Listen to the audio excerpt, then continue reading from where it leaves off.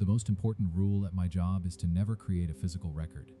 I found what the last person in my position wrote, and I think I'm in danger. I've been sitting on this one for a bit and I finally want to share it. This comes from r/sleep, which if you don't know is where people share their real horror experiences. This one really resonated with people. One of you guys actually recommended this story. It started 6 months ago. I was fresh out of grad school with a master's in history, a mountain of debt that gave me nightly anxiety attacks, and a resume that was getting ignored by every museum and university in a 3-state radius. I was applying for everything: retail, data entry, Batista. I was about 2 weeks from having to crawl back to my parents' spare room when I saw the ad. It was discreet, posted on a high-end academic job board I'd forgotten I even had an account for. Archival associate. The foundation: discretion, precision, and an exceptional capacity for recall are paramount. No formal experience required. Generous compensation. Generous was an understatement. The salary they listed was more than my parents make combined. I figured it was a typo or a scam, but I was desperate, so I polished my CV and sent it in, not expecting to hear back. They called me the next day. The woman on the phone had a smooth voice, but with a weight to it. She didn't ask about my experience or my degree. She asked me a series of bizarre questions. When you were 10, what was the pattern on the wallpaper in your grandmother's kitchen? Describe the cover of the third book you see when you picture your childhood bookshelf. What was the name of the street sign you passed just before turning onto your current road this morning? Luckily for me, my brain is just sticky. Details cling to it, and I know for a fact that it's a photographic, sensory thing. I can close my eyes and walk through my grandmother's house, feel the cool linoleum under my feet, smell the pooperai. She kept in a bowl on the sideboard. I answered her questions and she said, "Please be at this address tomorrow at 9 a.m. sharp.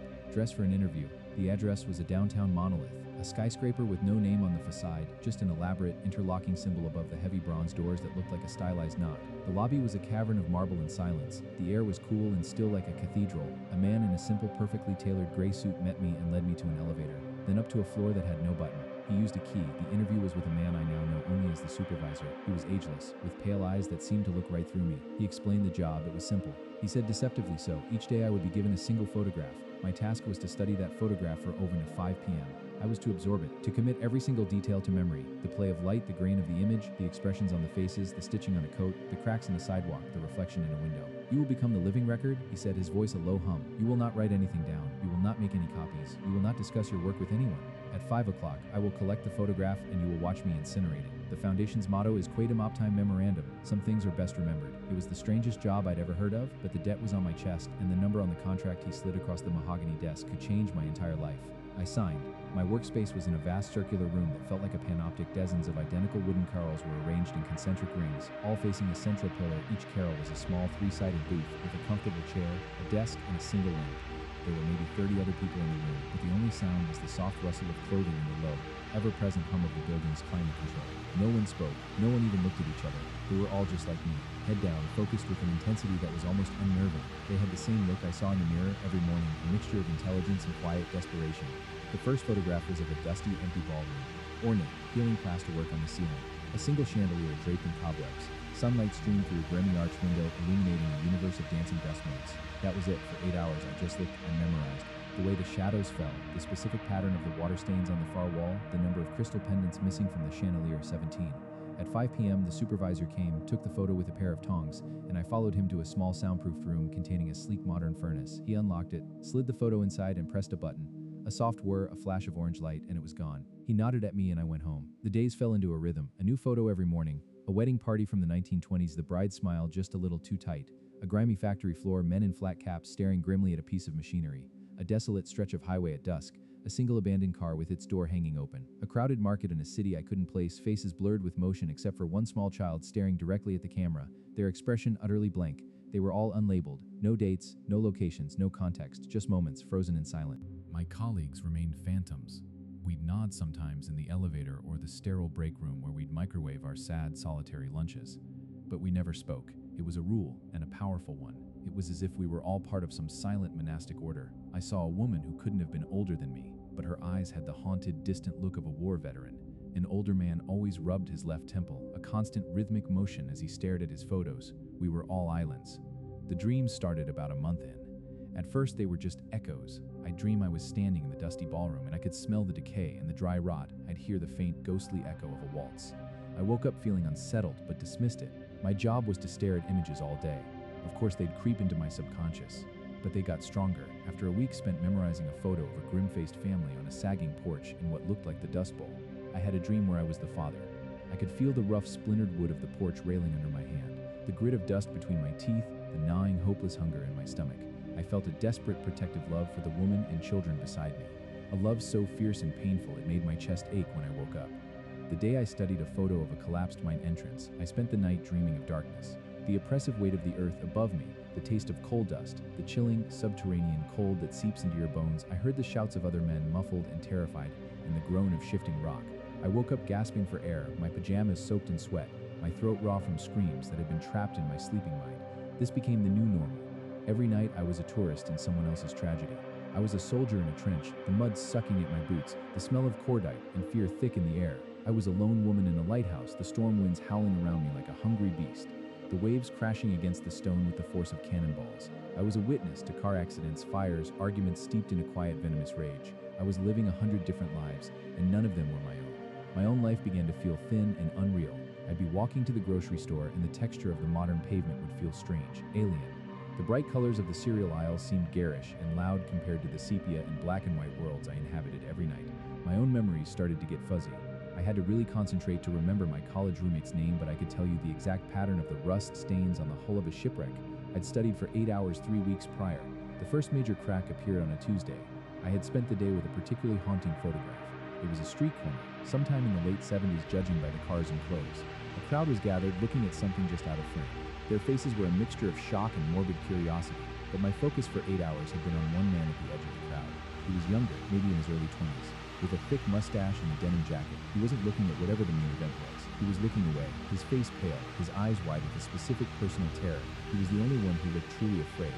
That evening on my way home, I saw him. I was waiting to cross the street, and he was on the other side. Older, of course, his mustache was gray, his face lined with the intervening 40-odd years. But it was him. The same wide-set eyes, the same shape of the jaw. The denim jacket was gone, replaced by a rumpled tweed coat, but it was unmistakably the man from the photograph.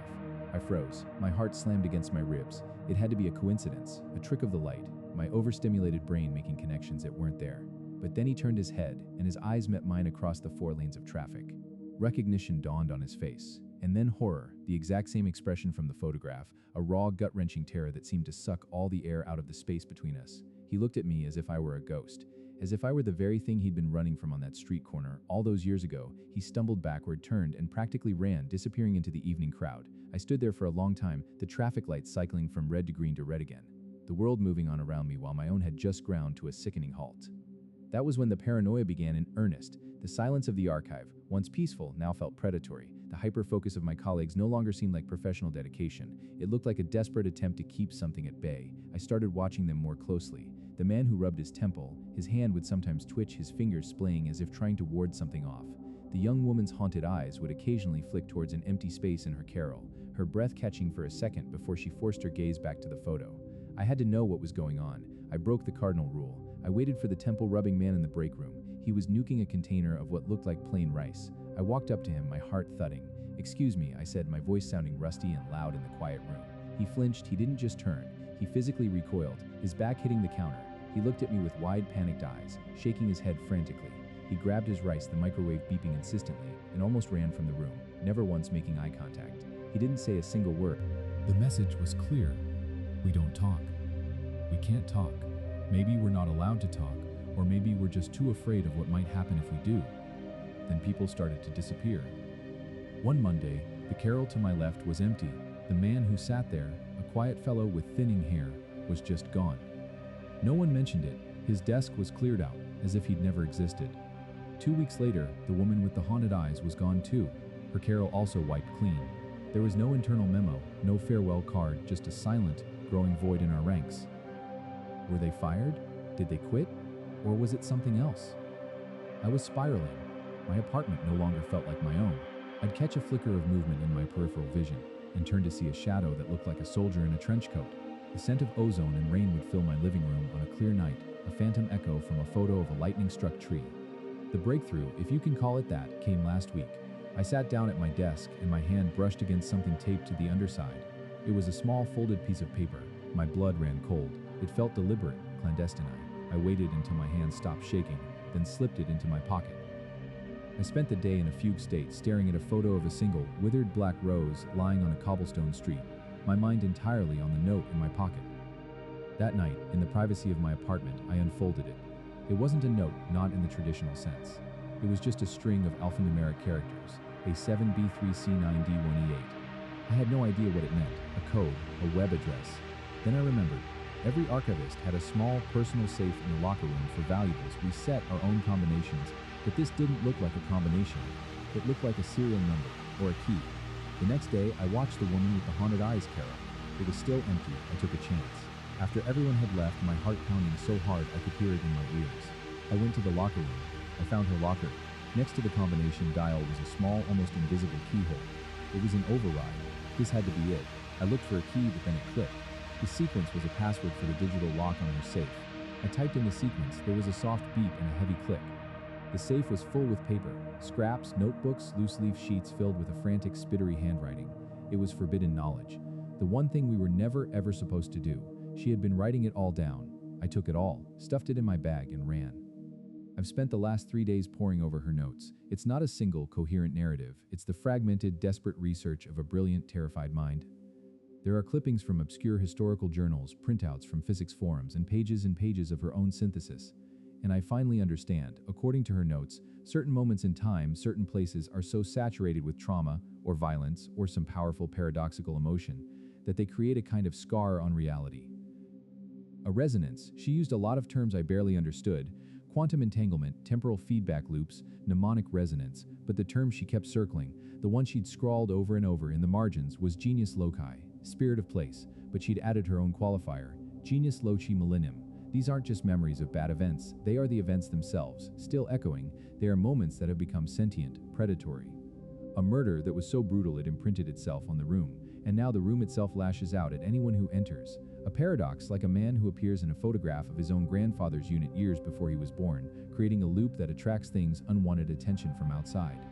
These are glitches in the fabric of the universe, hauntings of a moment, of a place, of an idea. The Foundation's job is to find these glitches. They capture them, and the way they capture a rogue moment, a sentient memory, is to take a photograph. The photograph acts as a physical anchor, a key, but it's unstable. The note explained the process.